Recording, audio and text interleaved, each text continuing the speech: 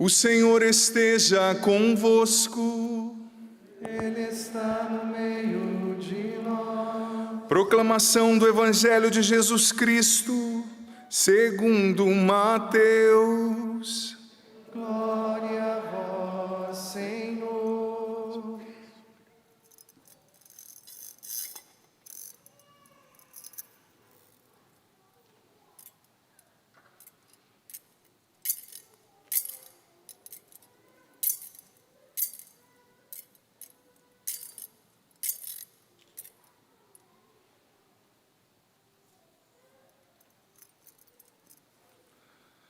Naquele tempo, Jesus foi à região de Cesareia de Filipe e ali perguntou aos seus discípulos: quem dizem os homens ser o Filho do Homem? Eles responderam: alguns dizem que é João Batista, outros que é Elias, outros ainda que é Jeremias ou algum dos profetas. Então Jesus lhes perguntou: e vós, quem dizeis que eu sou? Simão Pedro respondeu: tu és o Messias, o Filho do Deus vivo. Respondendo Jesus lhe disse: feliz és tu, Simão, filho de Jonas, porque não foi um ser humano que te revelou isso, mas o meu Pai que está no céu. Por isso eu te digo: tu és Pedro, e sobre esta pedra construirei a minha igreja, e o poder do inferno nunca poderá vencê-la. Eu te darei as chaves do reino dos céus. Tudo o que tu ligares na terra será ligado nos céus. Tudo o que tu desligares na terra será desligado no céu. Palavra da salvação. Glória a vós, Senhor. Nós podemos aplaudir a palavra do Senhor com força, com fé, com ânimo. Essa palavra que nos liberta, que nos transforma, que nos cura. E podemos nos sentar e cantar, Marcinho, por gentileza, o refrão da sua canção Fala, Senhor, pedindo que o Senhor fale ao nosso coração nessa homilia. Se sente, cante isso se você conhece, para que o Senhor venha falar ao teu coração. Eu quero ouvir sua voz. Preciso estar atento a todo movimento do céu, em direção a mim. Fala, Senhor. Preciso ouvir tua voz. Preciso ouvir tua voz. Eis aqui o teu servo, cante isso. Eis Deseja aqui o teu servo. Fala no irmão. Fala no irmão, na palavra, Senhor. E no meu coração. E no meu coração. Uma vez mais, canta isso. Fala, Senhor. Preciso ouvir tua voz. Eis aqui o teu servo, cante. Eis aqui o teu servo. Fala no irmão, na palavra, Senhor, e no meu coração. Eu quero mais uma vez encorajar você, como eu fiz na sexta, sobretudo os casais, a lerem as catequeses, está aqui na minha mão, do Papa São João Paulo II sobre a teologia do corpo, chamadas Homem e Mulher o Criou. As catequeses do Papa São João Paulo II são muito especiais. Elas estão me norteando em todas as homilias desse acampamento, porque elas falam justamente da conjugalidade, elas falam justamente do mistério da união do homem e da mulher gerando a família, elas falam justamente dessa bênção que é a família, que é a união conjugal. E olha só, nós estamos celebrando a solenidade de São Pedro e de São Paulo, uma solenidade muito especial. Você vê que o padre está com os paramentos vermelhos, justamente para exemplificar o martírio de ambos. Ambos foram mártires, ambos deram a vida com concretude, com decisão, com firmeza, pela fé, pela igreja, por Cristo.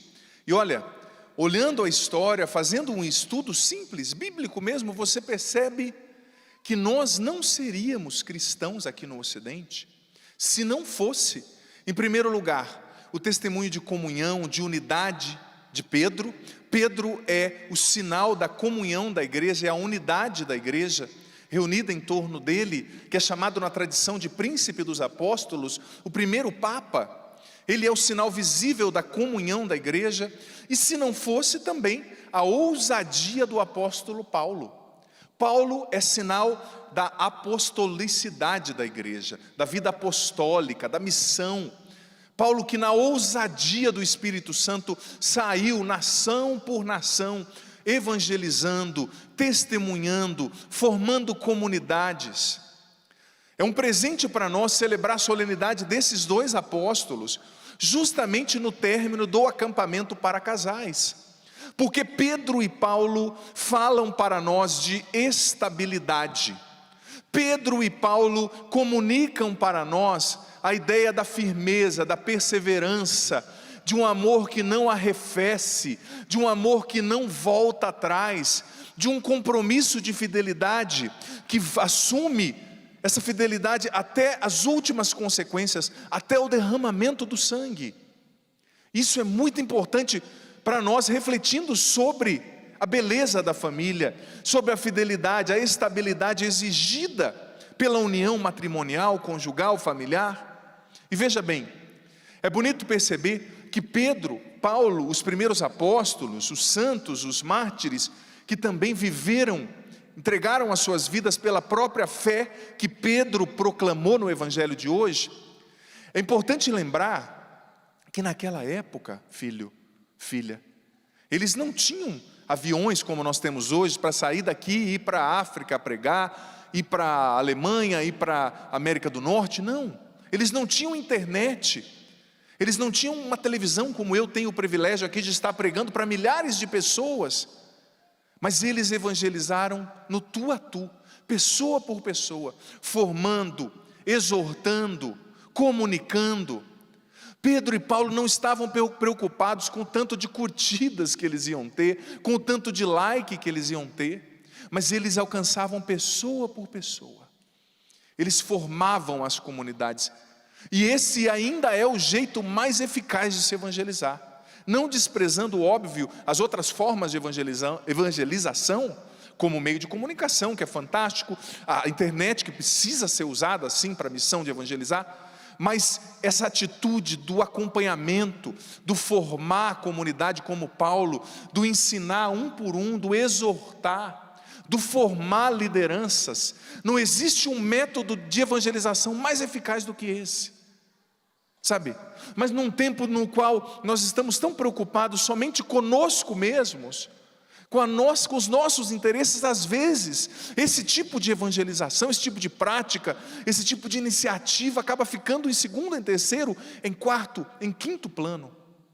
Pois bem, olhando para essas duas figuras fantásticas, gente, o que me chama a atenção, uma vez mais, nós na Canção Nova, esse evangelho é muito importante para nós. Nesse ano nós celebramos os 50 anos de batismo no Espírito Santo do nosso pai fundador, Monsenhor Jonas Abíbio. Inclusive, se estiver assistindo, sua bênção, Monsenhor, um abraço, que Deus o abençoe também na sua linda missão. Nós somos frutos do seu sim, do seu batismo no Espírito Santo, não é? Essa palavra é tão forte para nós porque foi a palavra do encontro pessoal com Jesus do Padre Jonas, do Monsenhor Jonas Abíbio. Também ali no seu batismo no Espírito, essa palavra foi fundante para que ele quisesse ficar mais, para que ele quisesse receber essa graça. E vós, quem dizeis que eu sou? Você vê que Jesus, ele perguntou para os discípulos, mas ele não perguntou de maneira superficial. Olha, o que estão dizendo de mim por aí, né? Quais são os comentários lá no meu Instagram, se fosse hoje? Quais são os comentários lá no meu Facebook? Não. Jesus perguntou: olha, o que estão dizendo de mim? É claro que você sabe, o Evangelho nos diz que uns diziam que Jesus estava possuído pelo Beelzebu, pelo diabo, outros diziam que ele estava fora de si, outros pediam sinais do céu que ele fizesse para acreditarem nele, os judeus. Outros diziam que ele era Elias, João Batista que tinha voltado, um dos profetas. Mas Jesus quis saber daqueles que andavam com ele. Jesus quis saber de Pedro: e vós, para você, quem eu sou? Quem eu sou para você? E Jesus está perguntando para você hoje, para você que está aqui nessa igreja e para você que está em casa. Jesus pergunta a cada um de nós: quem eu sou para você? E a resposta a essa pergunta é essencial para a profundidade ou não da nossa fé.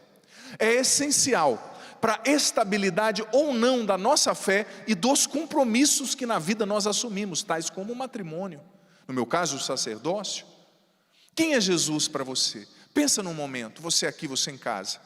Quem ele é? É um curandeiro? É um espírito de luz? É um filósofo? É um palestrante motivacional? É um coaching? É alguém que escreve e fala coisas bonitas? É um sábio? Ou será que você já chegou nessa conclusão que Pedro: tu és o Filho do Deus vivo? Olha, tem muita gente dentro da igreja que ainda não decolou na sua fé, que ainda não amadureceu, porque acaba vendo em Jesus somente um amigão, somente um guru, somente um filósofo, e não aquilo que ele é: Deus. Deus. E quem exemplifica essa postura é a pessoa que não o obedece, que não o segue. Porque se você está dentro da igreja e ainda não obedece, ou fora, e ainda não obedece a palavra de Jesus, você está dizendo para ele: não, você não é Deus, você não é Senhor, você é um guru, você é alguém que tem conselhos bonitos, mas não é Deus. Quando a nossa vida responde a essa pergunta de maneira positiva, aí nós entramos nos trilhos, aí nós verdadeiramente começamos a amadurecer, a nos tornar o que Deus espera de nós. Quem é Jesus para mim e para você? É uma pergunta que nós precisamos responder. Que fique essa pergunta ecoando dentro de você. Introduza essa homilia com essa reflexão, que ela fique ecoando dentro de você. E mais uma vez eu digo, não adianta você dizer: ai, Jesus para mim é Deus e Senhor, mas a tua vida, filho, filha, ela está comunicando isso? Porque se Ele é Deus e Senhor e você não obedece, então me perdoe, você é louco, você é doido, você é sem juízo, você é sem noção, não é? No mínimo, é o mínimo que eu posso dizer. Agora, se eu e você reconhecemos que Ele é Deus e Senhor, a nós cabe o quê? A veneração, a adoração e a obediência. Deus quer mais a obediência do que o sacrifício, a obediência à palavra dEle. Mas veja bem, introduzir falando um pouquinho desse evangelho, não poderia deixar de falar, porque ele é muito importante para nós, na Canção Nova, e ele é muito importante também na solenidade de São Pedro e São Paulo. Mas o que chamou a minha atenção, e sobre o que eu quero construir a maior parte da minha reflexão, é a segunda leitura. Eu sou apaixonado por essa segunda leitura, porque São Paulo, gosto muito de Pedro, óbvio, e de Paulo, muito também, porque ele tinha uma lucidez diante da sua própria missão. Ele começa a segunda leitura dizendo: olha, eu já estou pronto para ser derramado em sacrifício. Ele sabia que mais hora ou menos hora ele ia morrer, iriam matá-lo. Mas ele não falou isso com pesar, com tristeza, não. São Paulo chegou numa tal maturidade da fé, que ele não tinha mais medo da morte. E olha, você que é cristão e cristã, eu e você precisamos lutar para amadurecer nesse ponto, e para não ter medo da morte. A Neia, que trabalhava na minha casa há 19 anos, morreu essa semana, uma jovem. Morreu agora, acho que foi no meio da semana, começo da semana, com a qual eu convivi, que esteve na minha formação como seminarista, como foi duro, não é? Meus sentimentos ao João Pedro, seu filho, que trabalha aqui no santuário, a toda a família. E eu, vendo a realidade da morte de alguém de dentro de casa, eu me coloquei a pensar no final da minha vida também, que a qualquer momento Deus pode me chamar. Mas o cristão, ele não tem medo da morte. Ele amadurece, e como dizia a irmã Clara, né, Sister Claire, que está para ser beatificada, se Deus quiser, já começou o processo dela, inclusive passou um documentário lindo dela nesses dias na TV Canção Nova. Se você não conhece a história da irmã Clara, você é uma irlandesa, linda, linda, linda, que morreu, uma história linda, que morreu num terremoto, evangelizando, uma jovem alegre, uma freira cheia de vida, cheia do evangelho. Perguntaram para ela, poucos dias antes dela morrer, gravando assim, acho que com um celular, uma gravação bem amadora: irmã, você tem medo de morrer? Ela falou: não, para mim morrer é estar com alguém muito amado, que eu desejei estar a minha vida inteira, alguém que foi o sentido de tudo que eu fiz. Por que eu vou ter medo de estar com ele? Não, eu não tenho medo. Claro que eu não quero apressar, né? Mas o dia que ele me chamar, eu vou sem medo. Eu quero estar com o meu amado. Então o cristão, ele não pode ficar com esse medo, esse pavor diante da morte. Claro, coloca a tua vida em dia, perdoa quem você tem que perdoar, busca a confissão, viva na graça de Deus, mas esteja preparado como São Paulo. Eu sei que eu estou pronto para ser derramado em sacrifício. Perder esse medo, ou senão a gente não acredita na ressurreição, ou senão a gente não acredita que Jesus é quem Ele diz ser, ou senão a gente não acredita que Ele ressuscitou, ou senão nós não acreditamos naquilo que está escrito em João capítulo 14: eu estou indo preparar um lugar para vós, não se perturbe o vosso coração, na casa do meu Pai há muitas moradas. É claro que ninguém quer antecipar esse momento, mas não podemos viver com esse medo.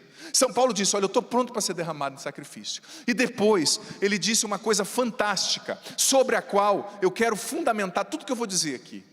Ele usou 3 verbos que precisam estar presentes na vida de todo casal. Ele usou 3 verbos que precisam estar presentes na vida de todo padre, na vida de todo cristão, na vida de todo ser humano que quiser amadurecer e ser feliz de verdade. Quais são esses 3 verbos? Combati, primeiro verbo, o bom combate. Segundo verbo, completei a carreira, a corrida. E terceiro verbo, guardei a fé. Você pode repetir depois de mim, por gentileza? Combater. Pode ser mais forte. Combater, completar e guardar. Filho, essa é a estratégia que Deus está nos dando nessa missa de hoje, para que nós sejamos felizes no nosso casamento. Você que é casado, casada. Para que nós sejamos felizes como padres, você que é sacerdote como eu. Para que nós sejamos felizes como cristãos. Nós estamos, me perdoe, num tempo, numa geração, no qual as pessoas estão cada vez, me perdoe a sinceridade, mais frouxas. Esses dias eu fui visitar uma família, lá no sul de amigos meus, na qual o filho adolescente acorda meio-dia cansado. Acordou meio-dia, eu estou cansado. Mas cansado do quê, criatura? Né? Miserável. Eu lá visitando a família, mas na verdade fala: ô miserável, você está cansado do quê? Acorda meio-dia cansado, parece um hóspede dentro de casa, né? Eu não gosto de pedir nada para o meu filho, padre, porque ele vai fazer com aquela cara fechada. Na minha época, meu pai não estava nem aí se eu estava com a cara fechada ou não, era para eu fazer e pronto. Acabou. Mas está se perdendo a autoridade cada vez mais, né? Cada um está fazendo o que quer. É um medo tão grande de não traumatizar. É um medo tão grande de não machucar. Padre, sabe o que eu sofri tanto na minha adolescência, na minha infância, que eu não quero que o meu filho sofra. Então eu estou tudo de mão beijada. Você está desprezando o fato que você só é o homem e a mulher que você se tornou hoje, também por causa dos sofrimentos que te forjaram e te deram têmpera, te deram resiliência. Agora às vezes quer poupar tanto que cria um banana, sabe? Que cria uma pessoa que não tem resiliência nenhuma. É claro que isso não acontece aqui, entre nós que estamos aqui, só em outros países, né? Mas é o que a gente está vendo por aí, né? Então São Paulo está dando a receita. Primeira coisa, é preciso combater. Olha, eu vou dizer para você, viver um casamento do jeito que Deus quer é um combate. E um combate diário, você casado. Viver bem na família é um combate.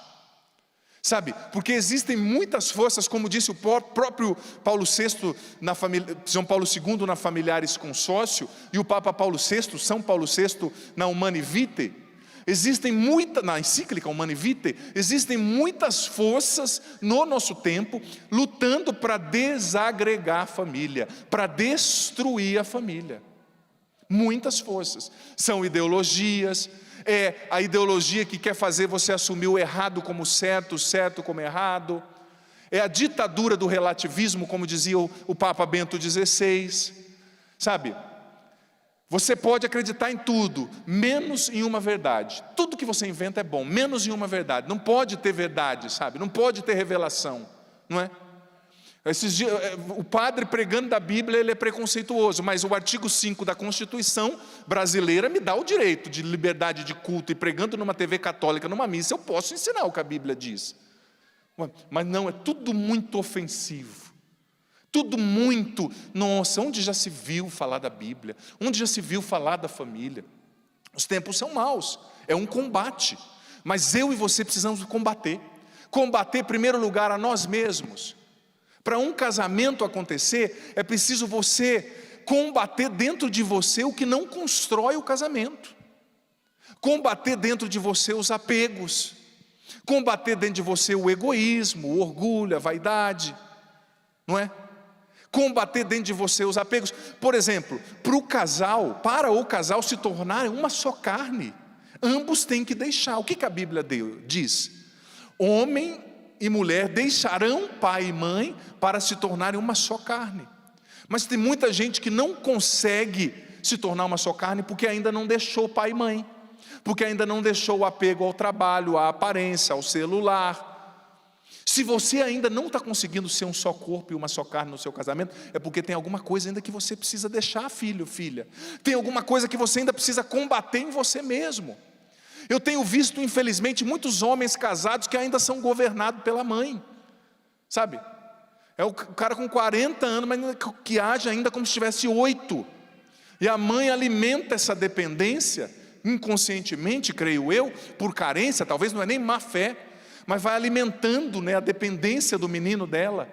E a mãe ainda continua governando o casamento, governando o menino casado. Corta esse cordão umbilical. Combate isso dentro de você, porque senão você não vai ser feliz no seu casamento. Tem muito casamento indo para o ralo, porque o homem e a mulher não entenderam que quando vocês casam, vocês se tornam uma só carne. É preciso subir os muros, as guardas. Quem decide as coisas no casamento é você e sua esposa. Ai, padre, mas é que o meu pai me ajuda financeiramente. Isso não dá direito para ele decidir como você tem que ser esposa e como a sua esposa tem que reagir. Ele te ajuda financeiramente, pague a ele financeiramente, mas não comprometa o seu casamento. Ai, padre, meu pai me ajuda, eu estou na casa do meu pai. Então, com muito respeito, você vai ter que aprender. Respeita o seu pai, a sua mãe, obviamente, mas você vai ter que aprender a colocar os pingos nos is. Tudo bem, pai, o senhor está me ajudando na vida financeira. Ótimo, obrigado. Eu vou te pagar na vida financeira, mas eu sou casado. Dentro do casamento, quem decide é o esposo e a esposa. E é preciso combater em si esse apego, porque senão o casamento não vai para frente. Tem muito casamento indo pelo ralo, porque ainda a mulher é dominada pela mãe, pelo pai, pelas amigas, sabe? É o cúmulo. Eu vejo demais isso acontecer. A mulher está falando há muito tempo: meu amor, muda nisso, muda nisso, muda nisso. Aí tem que vir alguém de fora e fala: muda nisso. Aí ele chega na esposa: nossa, fulano me acendeu uma luz. Mas meu amor, eu estou falando isso para você faz 3 anos. Ah, mas eu não tinha percebido. Machuca demais o coração de quem está do seu lado. Tem que vir alguém de fora para falar, sabe? Mas é preciso combater dentro de si, como eu dizia na homilia de ontem, essa preguiça no relacionamento, esse comodismo, esse apego à mamãe, ao papai. Casou, corta o cordão umbilical. Com todo respeito, me entenda bem, mamãe, mãe que me acompanha, mas depois que o marido casa, a mulher da vida dele é a esposa, sabe? A mãe sempre vai ser a mãe, sempre vai ser respeitada, amada, sempre vai ter o seu lugar, mas não dá para o filho continuar tendo o mesmo relacionamento com a senhora como quando ele não era casado. Isso é prejudicial, e isso é prejudicial para você também, porque isso é um sinal de que você se frustrou como mãe, de que você não foi eficaz. Porque se o seu filho continua agindo como quando ele tinha 8 anos, 15, tendo 30 e 40, é sinal que alguma coisa falhou, ou no seu jeito de educar, ou no jeito dele absorver essa educação. É preciso combater em si, combater o bom combate, para viver bem a vocação. Mas mais do que combater, São Paulo diz, é preciso completar a corrida, e completar a corrida é sinônimo de perseverança. Ninguém vive um casamento bem, sendo bom um dia só. Ai, padre, eu fui um ótimo esposo hoje. Uma vez por mês eu sou um ótimo esposo. Sua esposa vai te botar para fora, meu amigo. E eu acredito, eu até postei esses dias nas minhas redes sociais, que eu acredito que o pior inimigo do bom é o ótimo.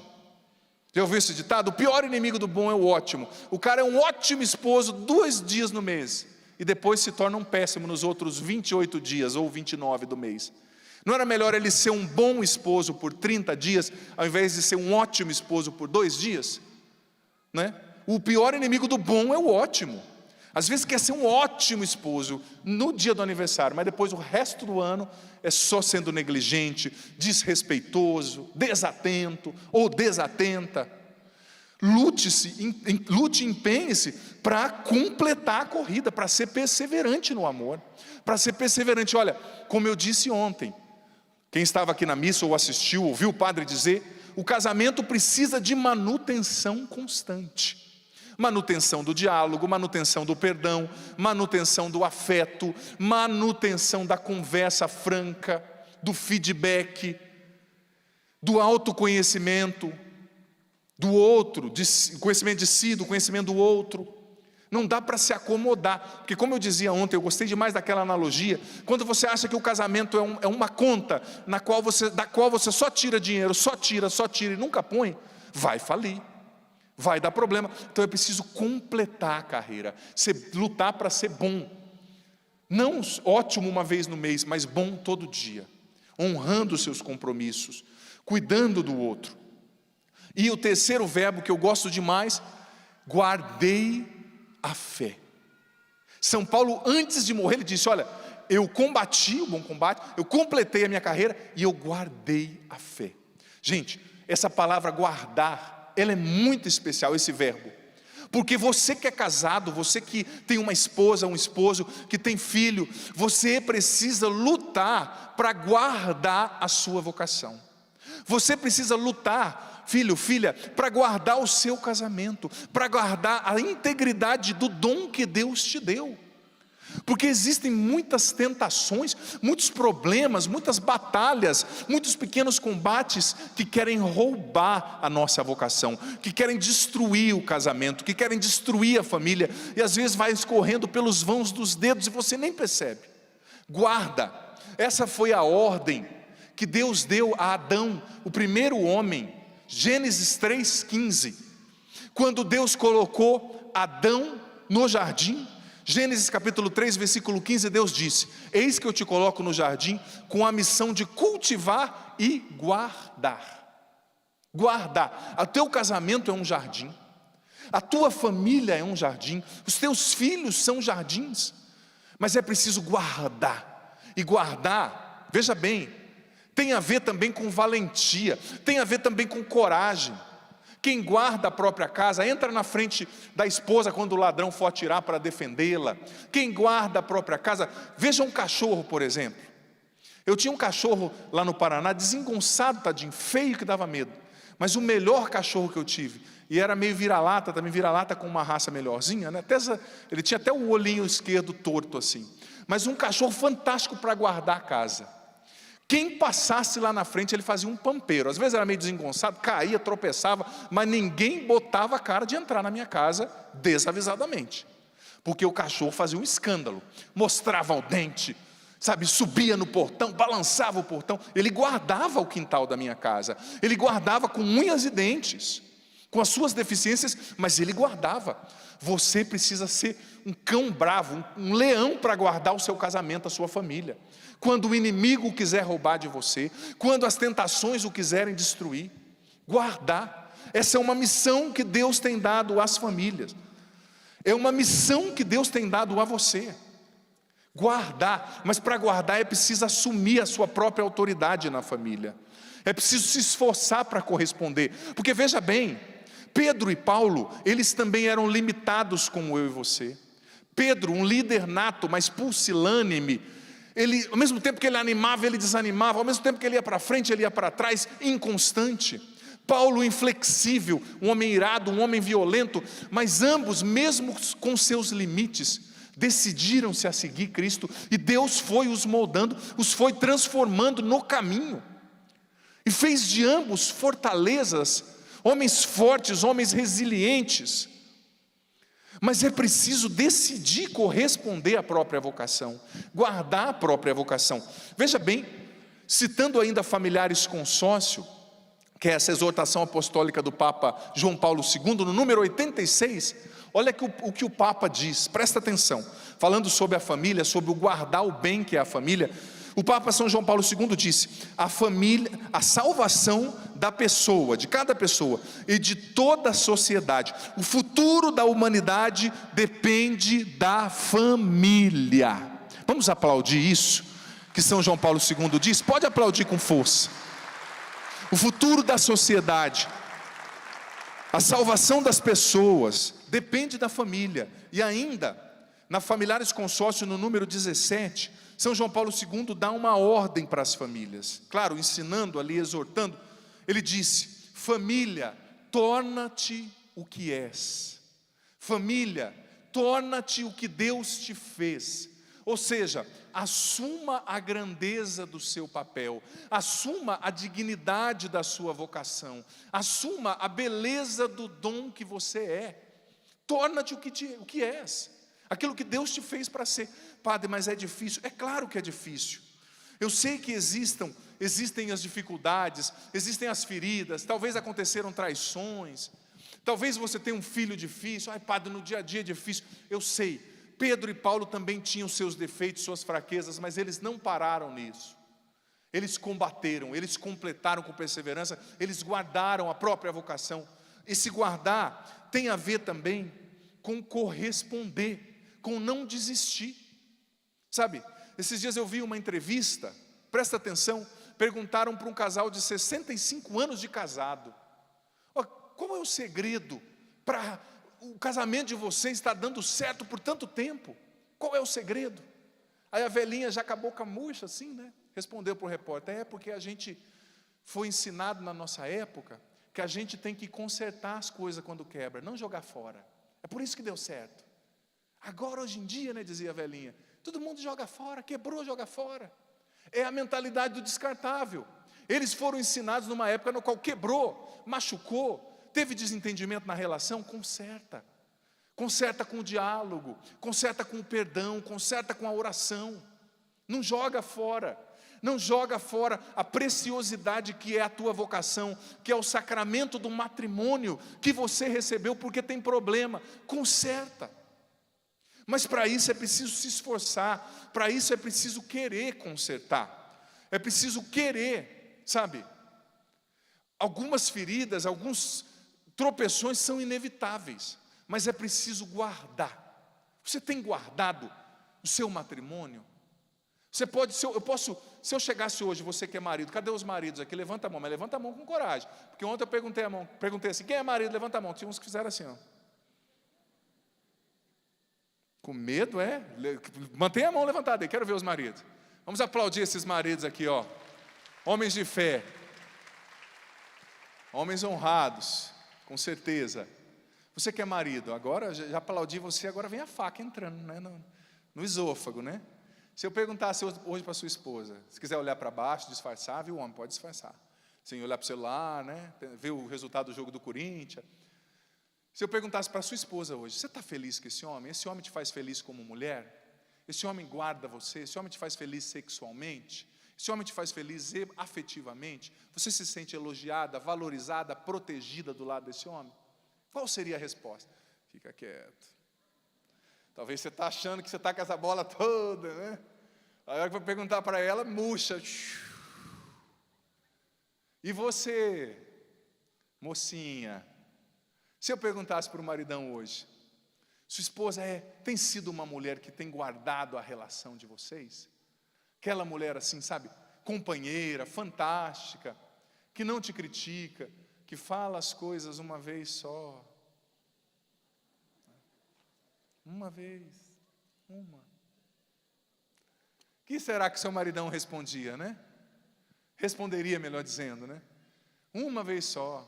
Eu já te falei 150 vezes, mas é por isso, mamãe, que não funcionou. Fala uma. Né?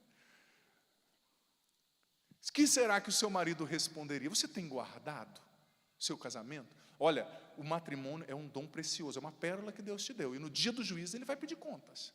Como você administrou o tesouro que Ele te confiou, que é o matrimônio.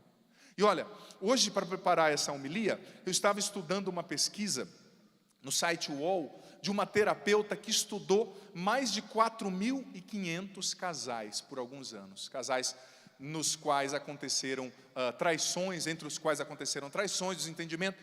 E ela listou, uma terapeuta, uma pesquisa científica, quais são os principais motivos que fazem uma traição acontecer no matrimônio. Quais são os principais motivos? Ou seja, a falta de vigilância ali, a brecha que você dá, não guardando para que a traição aconteça. Olha só, interessantíssimo. Primeira brecha que ela falou que geralmente gera traição, a carência. Carência afetiva nas mulheres e carência sexual nos homens. Foram os estudiosos que falaram, não é? E você que é homem e mulher está entendendo, com certeza, se é honesto para olhar para algumas demandas psicológicas e emocionais, está concordando, em algum sentido com isso, né? A carência muitas vezes, carência afetiva e a carência sexual, né? É interessante, carência afetiva. Eu dizia ontem, quantas mulheres casadas e se sentindo carentes dentro do casamento, mais vazia do que quando estava solteira. Por quê? Porque o marido, olha, uma mulher que se sente amada, valorizada, elogiada e protegida, muito dificilmente vai trair, viu, Dom Juan? Muito dificilmente vai trair, viu, maridão? Mas às vezes, é bobeira, padre, é bobeira ficar demonstrando carinho, é bobeira ouvir, né? É bobeira dar um beijo, dar afeto, não é bobeira, isso é guardar o casamento. A carência afetiva, dizia essa estudiosa, é uma das primeiras razões pelas quais a traição começa a acontecer. Porque o marido nunca elogia, só reclama, tudo que a mulher faz está errado, né? Tudo que a mulher faz está errado. Aí chegam lá fora, cheiroso, dá um chocolate, diz como você está bonita hoje, né? Eu sempre com aquela voz aveludada, e ela, nossa, ele me viu. E as mulheres, e vocês acreditam, né, mulheres? É o mesmo discursinho que esse safado está usando para todas com as quais ele saiu, e você, ele me vê como única. Tá bom, filha, né? Mas você não está dando o afeto, você está abrindo brecha, você não está guardando. E ao mesmo tempo, a terapeuta falava do caso dos homens, a carência sexual. A mulher que sempre está com dor de cabeça, sempre na hora do vamos ver, não, estou com dor de cabeça, não posso. Interessante, Deus se desagrada quando acontece o sexo antes do casamento, mas se desagrada quando não acontece depois do casamento também, né? Porque é interessante, né? Quem está dentro quer entrar, quem está fora quer sair. É engraçadíssimo para nós, às vezes, atendendo, acompanhando as pessoas. O cara está namorando, lutando para viver a castidade, é um fogo, né?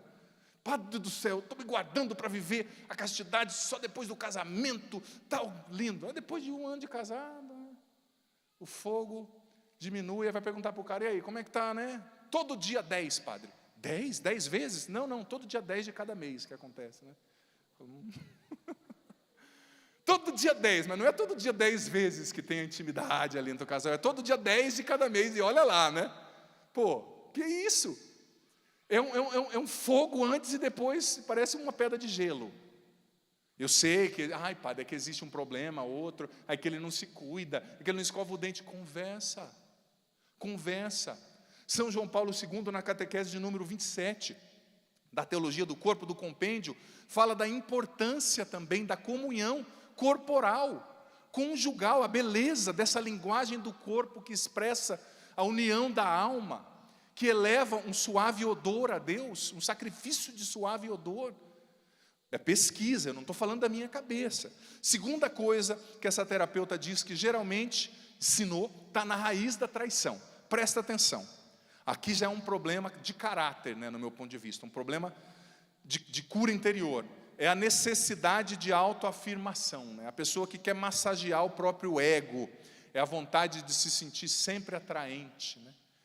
Bonita, nossa, olharam para mim, nossa, ainda estão me vendo. Meu filho, sempre vai ter alguém para olhar para você se você der brecha, e você sempre vai ter vontade de olhar para alguém. Então tem que combater, tem que fechar as brechas, tem que deixar de massagear esse ego. Eu estou me sentindo inferior, então alguém me quis. Sempre vai ter alguém que te quer. Só que quem tem que te querer mais é Deus, pela sua obediência, e não te rejeitar no dia do juízo, porque você viveu na carne e não no espírito, sabe? Essa massagem do ego, segundo motivo que mais leva as pessoas para a traição. Terceiro motivo, e essa psicóloga falava, essa terapeuta melhor, que é o vício na sedução, né? Aquele prazer constante em caçar, né? O cara está casado, está andando com a mulher e olhando para a outra, né? Salafrário. Porque isso, explicava ali a terapeuta, gera uma descarga de dopamina no cérebro, né? Aquele ciclo do prazer, né? Aquela emoção. Acha que a vida é uma constante adolescência. Tudo bem, na adolescência, na juventude, isso faz parte, né? Mas depois precisa amadurecer. Como eu dizia ontem da síndrome do Peter Pan, aplicada aos homens, mas também às mulheres, né? É preciso amadurecer, é preciso internalizar o compromisso feito com aquela pessoa no matrimônio. Outra coisa, e isso aqui eu achei interessantíssimo, a quarta coisa que a terapeuta que estudou 4.500 casais, concluiu que muitas vezes está na raiz da traição. O tédio, a rotina, a mesmice. Olha, guarda isso que eu vou te falar. Quem aqui é casado? Levanta a mão, pode levantar com força. Isso, sem medo, viu? Igual ontem. Pode baixar. Guarde isso que eu vou te falar. No começo da relação, para a relação começar, é preciso ter química. Não é assim que os jovens falam: pô, padre, passou aquela gatinha, eu senti uma química, né? Algo dentro de mim, ela é bonita, ela mexeu comigo. No começo tem que ter uma química. Para o relacionamento começar, tem que ter química. Para o relacionamento continuar, tem que ter criatividade. Para o relacionamento continuar, tem que ter criatividade. Tem que ter não preguiça, não comodismo, criatividade. Sabe? Se você deixa o seu relacionamento cair nas garras da rotina, todo dia você chega em casa, de qualquer jeito, como eu dizia ontem na missa, dá o seu pior para a sua esposa, o seu pior para o seu filho, o seu pior para o seu esposo. A esposa vai ver as amigas, faz escova, faz a sobrancelha, mas a hora que o marido chega em casa, meu amigo, ela parece que acabou de chegar da guerra do Vietnã, né? As sobrancelhas juntando uma na outra, o cabelo parecendo uma vassoura, ou como dizia minha avó, uma vassoura, né? Reclamando de tudo, é um exagero total, né? O marido chega em casa para comer, né, alguma coisa, ele fala assim: não, o arroz está frio. Ah, também eu não faço nada certo, vamos separar. Não quero separar não, só quero arroz quente, esquenta lá, né? Mas um exagero, né? Tudo ao pé da letra, tudo, sabe? É preciso sair da rotina, é preciso se arrumar para o outro. E uma coisa que essa terapeuta dizia, que não pode faltar na relação, e isso é um desafio, manter isso por anos, né? Mas esse interesse pelo outro, essa admiração pelo outro, sabe? A admiração pelo cônjuge, pela esposa, a admiração, o interesse pelo outro. Padre, mas a admiração foi quebrada porque ele me decepcionou. Você vai jogar fora ou vai consertar? Conserta com Deus. Deus é especialista em consertar. Talvez o teu casamento já esteja como arroz queimado. Quem aqui já queimou arroz? Levanta a mão. Eu sou especialista em queimar arroz e deixar o leite derrubar quando está fervendo. Nunca vi, desde criança, minha mãe já me falava nisso. Gente, e pode ter truque, pode colocar pão em cima, pode ter panela. Arroz queimado é coisa do cão. É medonho, não tem o que você faz. Pode colocar um pãozinho em cima, você pode, sei lá, fazer o truque que for. Sempre fica aquele gostinho. Tem gente que gosta do bendito arroz queimado. Eu não sou doido, não gosto. Gosto de arroz branco, mas eu queimo. E às vezes o teu casamento é que nem um arroz queimado. Você fala: meu Deus, já coloquei pão, não tenho o que fazer com esse negócio. Mas quando Deus entra no negócio, quando Deus entra na jogada, Deus é especialista em fazer o arroz queimado se tornar um arroz novo, cheiroso e apetitoso, sabe? Existem casos nos quais você tem que falar: Senhor, é só você. O arroz já queimou, mas decepcionou, conserta com ele, pede a ajuda dele, reconstrói dentro de você a admiração por ele, por ela, porque ele não tem só defeito, ela não tem só defeito, eles têm coisas boas também. Outra coisa que geralmente está na raiz da traição, dizia essa terapeuta, é a curiosidade afetiva, a curiosidade sexual. A curiosidade é: como será que é ter outro parceiro? Como será que é ter outra pessoa? É tudo a mesma coisa, sabe? Vira e mexe, eu acompanho casais de segunda união, por exemplo, que casaram de novo, E esses dias me falou: ai padre, se eu tivesse sido um pouquinho mais paciente, os problemas que eu tive com o primeiro eu estou tendo com o segundo. E se eu tiver um terceiro, pelo que eu estou vendo, eu vou ter também. Porque tem coisas que são do ser humano. Todo mundo tem defeito, todo mundo tem uns que são mais turrões, outros mais desorganizados, outros mais com problema de caráter, mentiroso, sabe? Todo mundo tem defeito. Mas essa curiosidade, eu quero saber como está, né? Curiosidade. E essa curiosidade, presta atenção, ela começa, sobretudo, nos momentos difíceis, nos momentos de tensão. Quando você está passando por um problema, seja financeiro, uma crise no relacionamento, um problema com o filho, a perda de alguém, nesse momento a tentação da curiositas, como diziam os santos padres da patrística no latim, né? Ela nasce dentro de você. Porque no momento de tensão parece que a grama do vizinho é sempre mais verde, né? Parece que a esposa do vizinho é sempre mais bonita, o marido da vizinha é sempre mais atenciosa. É preciso combater essa curiosidade. E como combater essa curiosidade de base que nos leva à traição, que nos leva a não guardar o matrimônio? São João Paulo II, na catequese de número 110 da Teologia do Corpo, ele diz o seguinte: que a gente se guarda dessa curiosidade que nos leva à traição e ao pecado, presta atenção, através das virtudes da modéstia e do pudor. O que é isso, padre? Virtude da modéstia e do pudor. Presta atenção. O Catecismo, no número 2522, ensina que o pudor é a virtude que protege o mistério da pessoa, do seu amor. Nos protege da curiosidade pecaminosa. O que é o pudor? A modéstia é uma consequência do pudor. O que é o pudor? Santo Tomás de Aquino dizia que o pudor leva à realização plena do amor. O pudor é você se guardar, é guardar a sua intimidade, é guardar os seus olhos, é guardar as suas palavras. Cuidado com esse celular aí na mão, sabe? Quantas pessoas têm cometido adultério, traído a esposa ou o esposo, porque estão usando mal o celular.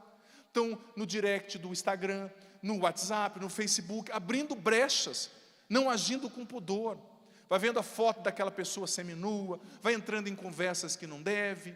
O pudor, ele guarda a intimidade do casal para o casal.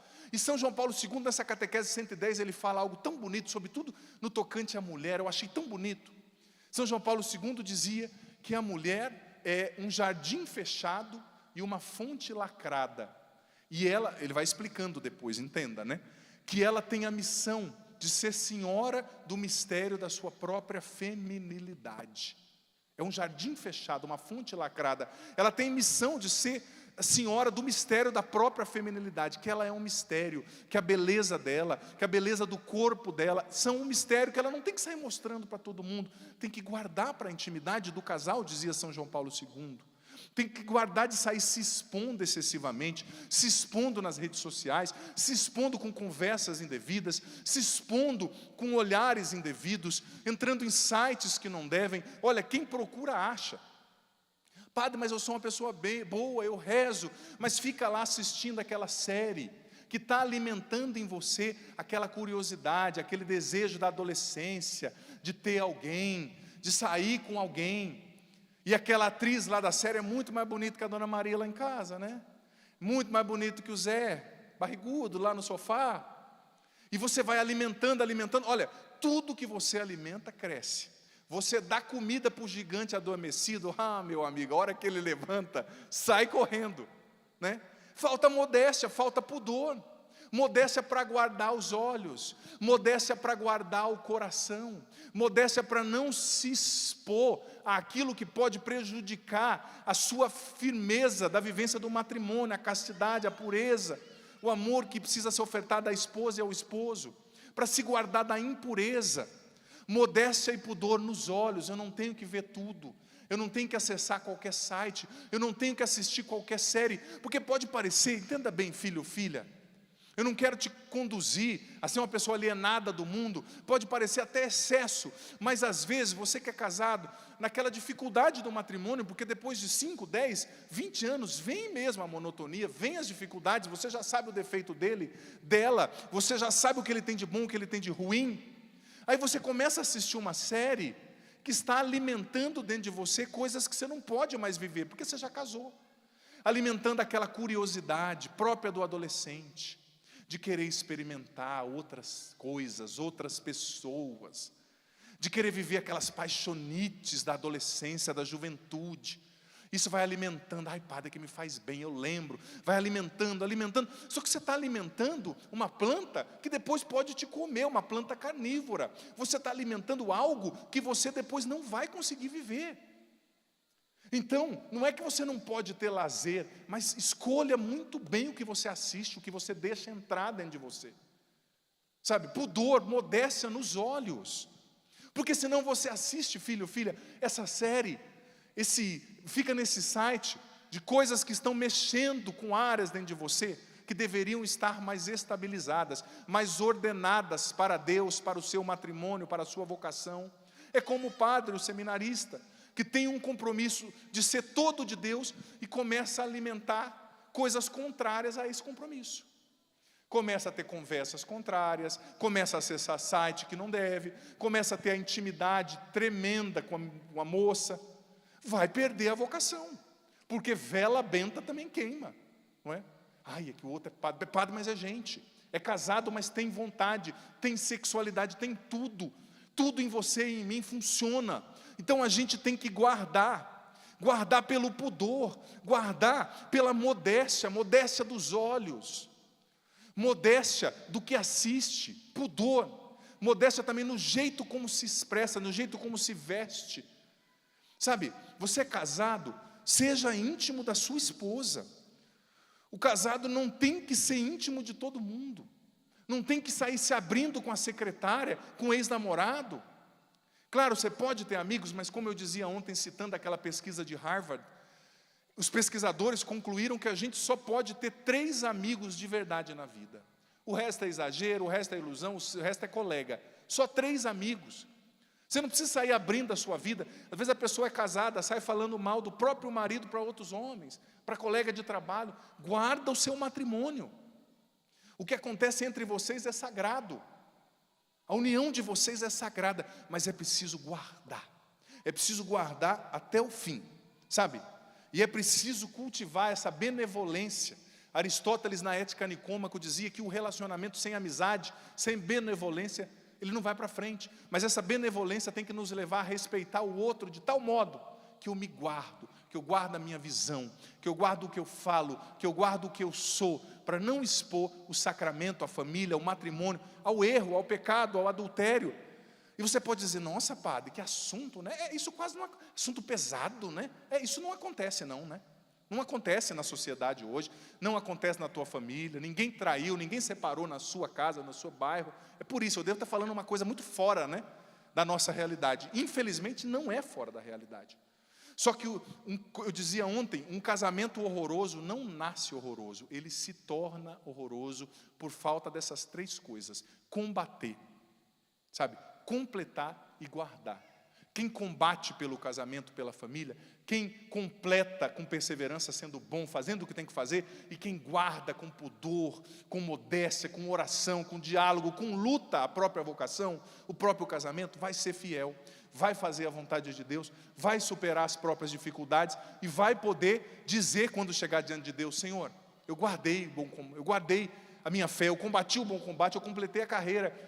Como São Paulo disse, depois de São Paulo dizer esses 3 verbos, ele disse, agora está reservada para mim a coroa da vida, que o Senhor justo juiz reservou àqueles que são fiéis, àqueles que o amam. Gente, num tempo no qual tanta gente está morrendo, a gente precisa se questionar, se hoje fosse o meu último dia, eu estou pronto, eu estou guardando a minha vocação?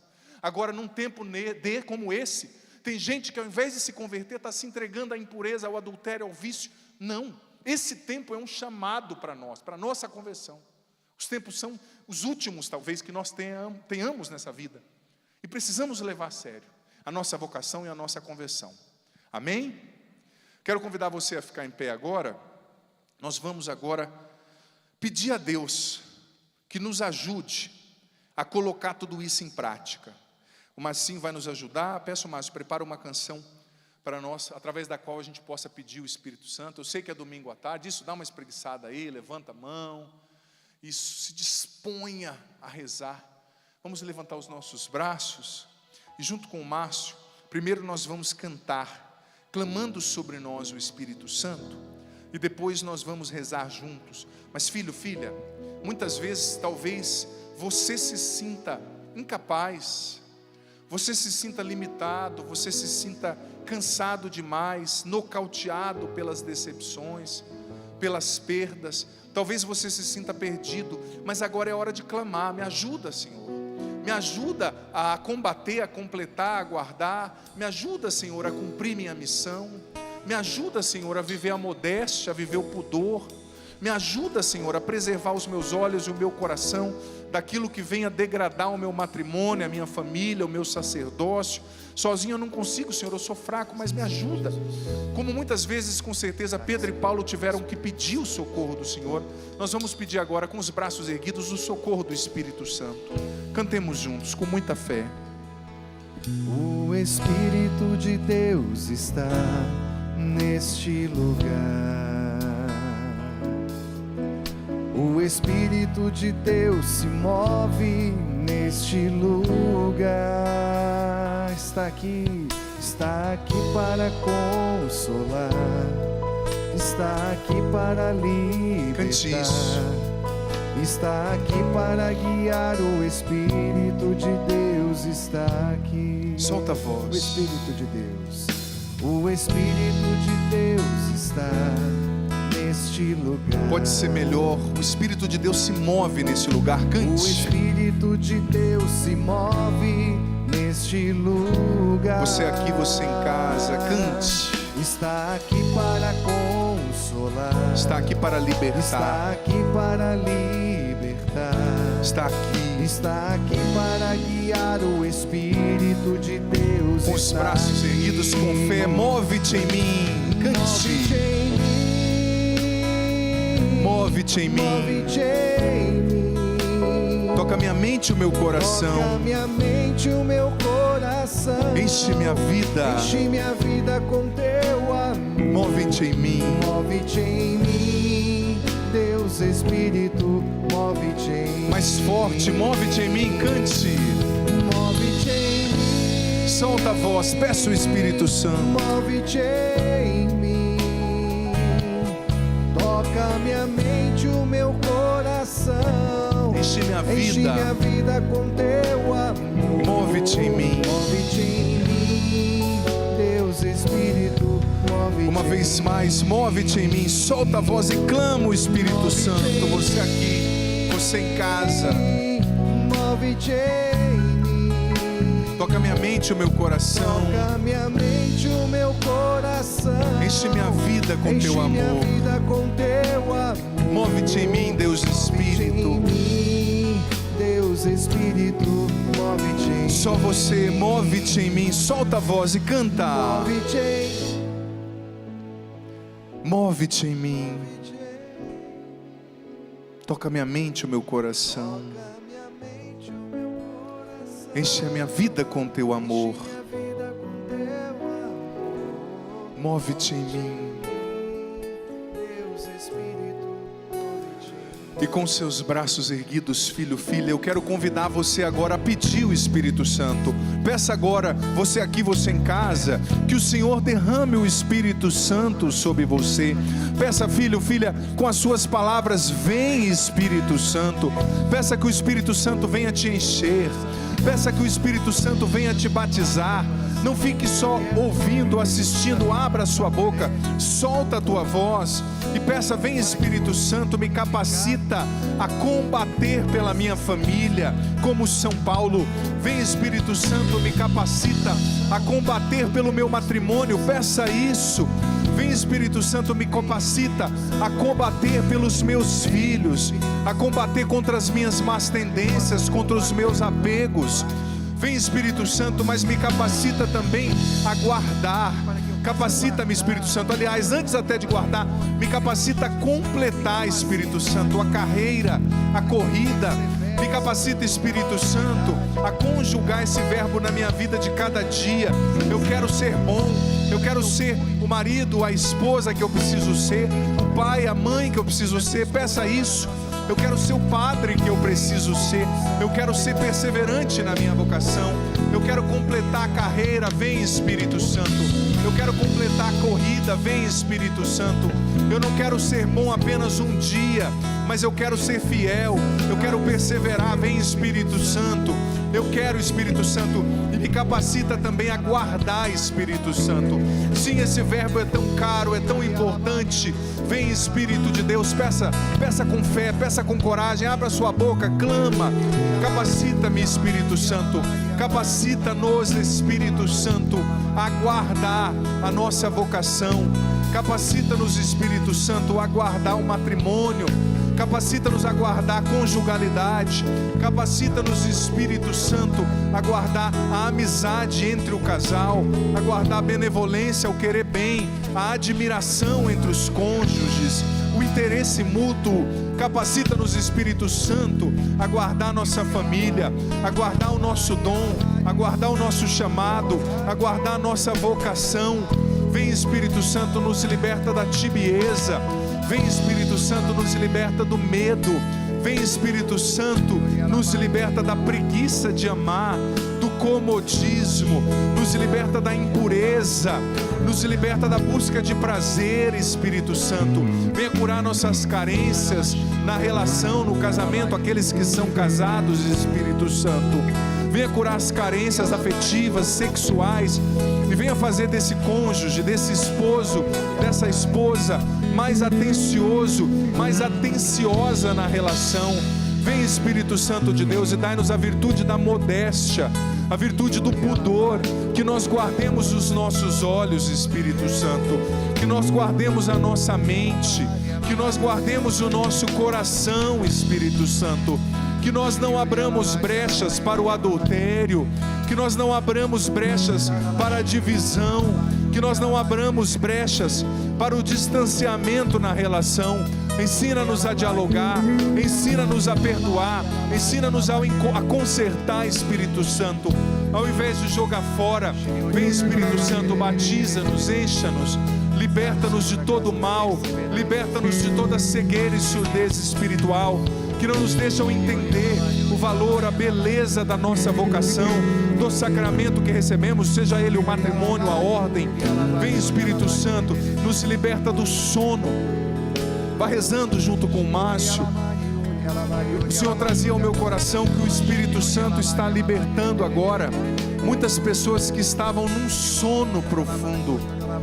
No sono, você não estava guardando a sua vocação, você não estava guardando o seu matrimônio, a conjugalidade, você não estava guardando o seu sacerdócio, sua consagração, você estava levando com a barriga. Mas o Espírito Santo agora está te despertando desse sono. O Espírito Santo agora está tirando as escamas dos seus olhos, como nós rezávamos na adoração hoje cedo, e está te fazendo enxergar a beleza, a preciosidade da sua vocação, da sua família, que você precisa assumir a sua autoridade espiritual e lutar pela sua casa. Você precisa assumir a sua autoridade espiritual e lutar pelo seu matrimônio. Não fique deitado no sofá esperando que alguém resolva para você. Assuma a família que é sua, o casamento que é seu, a vocação que é sua, e lute. Vem Espírito Santo, solta a voz junto com o Márcio.